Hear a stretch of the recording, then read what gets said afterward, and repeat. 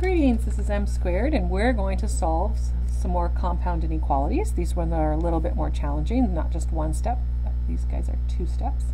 So remember our goal in an and this is an and. We have ands and ors. So when a compound inequality, just a refresher, is when you combine 2 inequalities with the word and or the word or.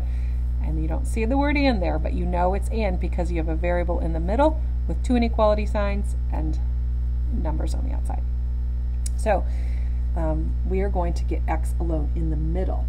So that means whatever we do to the middle, we do to the left and the right.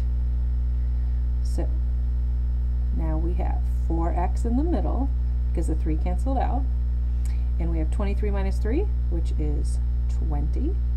And 11 minus 3, which is 8.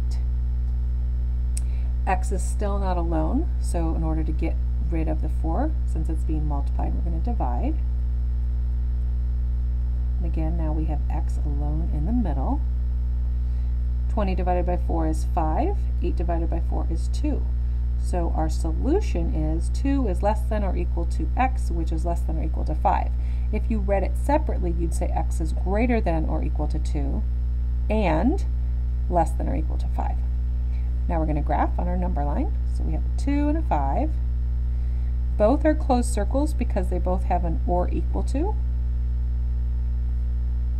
And we want the intersection of these two, so we want everything that's bigger than 2, which is this way, and less than 5, which is that way. So we shade like that. Now on to the next one, ors. So we got 2 separate things going on. So I'm going to do this one over here. I'm going to minus 7 from both sides. Remember, again, our goal is to get y alone on one side. And when we do inequalities, I always like that to be the left side. It doesn't matter, but I prefer the left. So we're going to divide by 4 on both sides.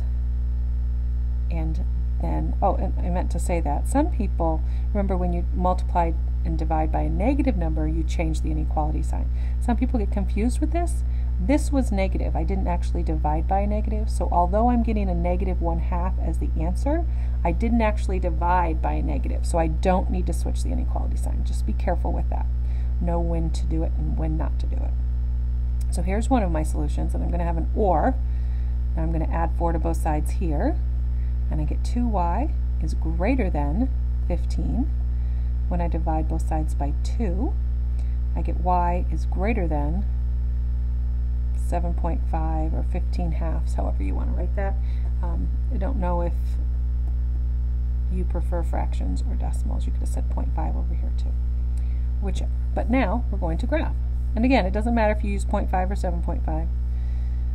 We'll use decimals because most people prefer the decimals. So this is a negative 0.5 and this is a 7.5.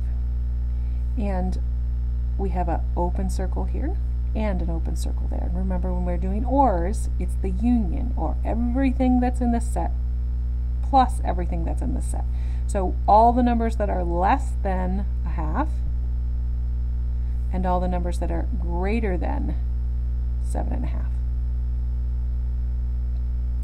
And this is the solution.